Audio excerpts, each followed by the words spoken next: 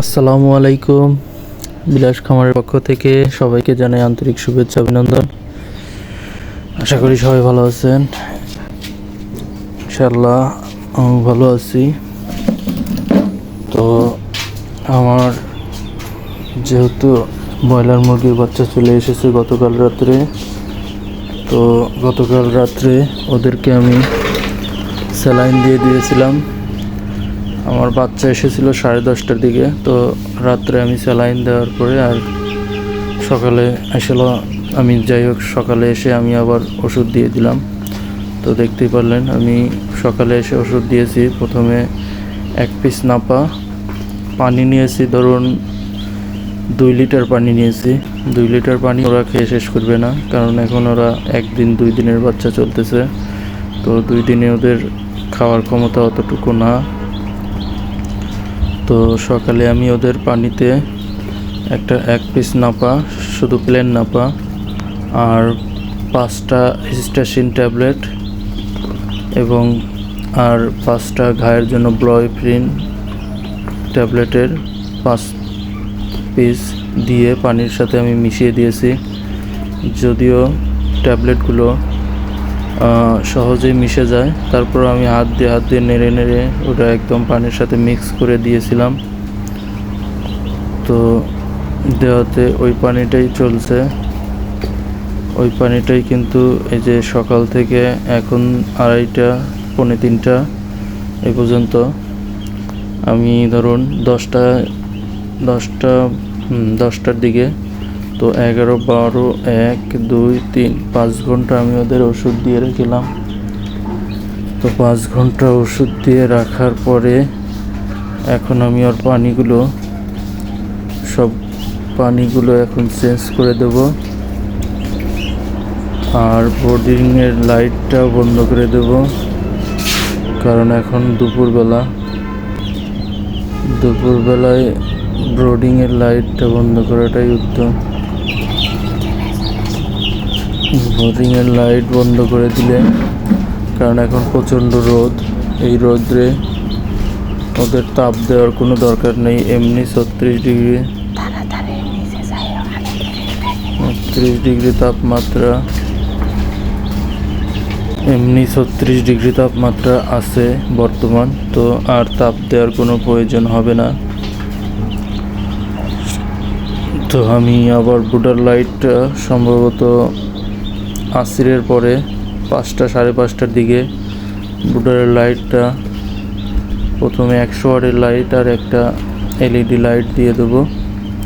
পরবর্তীতে রাত 10টা 10:30টার দিকে দরকার হয়তো আর একটা 100 ওয়াটের লাইট অ্যাড করে দেব, কারণ বোর্ডিংয়ের সময় সবসময় আপনার তাপমাত্রাটা এটা কিন্তু অবশ্যই খেয়াল রাখতে হবে, কারণ এটাও মাথায় রাখতে হবে ওরা ছোট বাচ্চা।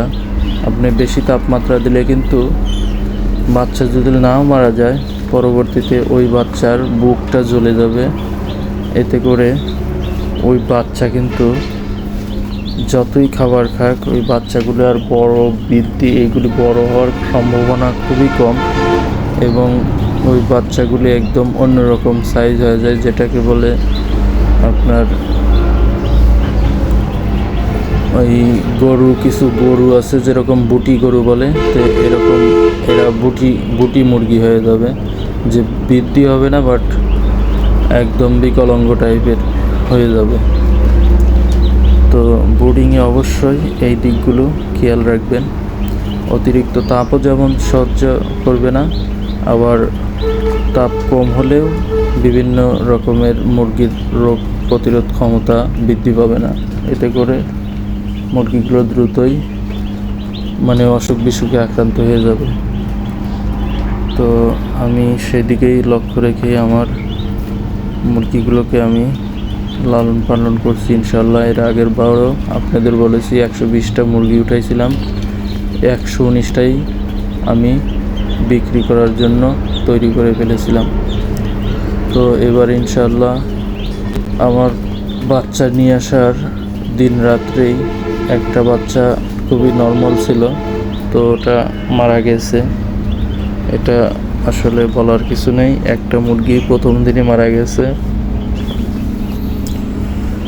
এখন 129টা মুরগি আছে, ইনশাল্লাহ আর মারা যাবে না, এটাই আশা করছি আল্লাহর কাছে। তো দেখুন বাচ্চাগুলো কিন্তু অনেক সুস্থ এবং খুবই চঞ্চল। তো দুপুরে 3-3:30টার দিকে আমি পানিগুলো সব চেঞ্জ করে দিয়েছি, যে নতুন পানি ঠান্ডা। আবার আপনারা এই ফ্রিজের ঠান্ডা পানি দিতে যাবেন না, আপনার টিউবওয়েলের যে ঠান্ডা পানিটা আসে ওই পানিটাই দিবেন। কিন্তু কোনো রকমের আপনার যে ঠান্ডা ফ্রিজ বা কোনো রকমের পানি দিবেন না, এতে করে কিন্তু আপনার মুরগি ঠান্ডা লেগে যাবে। তো এইভাবেই আমি মোটামুটি যে প্রতিদিন আমার বাচ্চা মুরগিগুলোকে আমি যেভাবে পরিচর্যা করব আপনাদেরকে আমি সবগুলো ভিডিওতেই আমি সুন্দরভাবে আপনাদেরকে জানাবো ইনশাল্লাহ। তো আমার ভিডিওগুলো দেখবেন এবং দেখে উপকৃত হলে আপনারা আমার চ্যানেলটিকে সাবস্ক্রাইব করবেন এবং অবশ্যই লাইক, কমেন্ট বা শেয়ার করে সবাইকে জানার জন্য উপলব্ধি করবেন, এটাই আপনাদের কাছে আমার বলার ছিল। তো দেখতে থাকুন নিয়মিত ভিডিও আর বড় না করি। সবাই আমার বাচ্চাগুলোর জন্য অবশ্যই দোয়া করবেন এবং আমি কিভাবে পরিচর্যা করি আপনাদের সাথে সব কিছুই শেয়ার করব। আর বাচ্চাগুলোকে আমি দেখুন পেপারের মধ্যে কিন্তু খাবার দিয়ে দিয়েছি কিছু, আর সাইডে খাবার দিয়ে দিয়েছি, যাতে মধ্যে ওরা চলাচল করতে কোনো সমস্যা না হয়। তো ভালো থাকুন সবাই, আল্লাহ হাফেজ।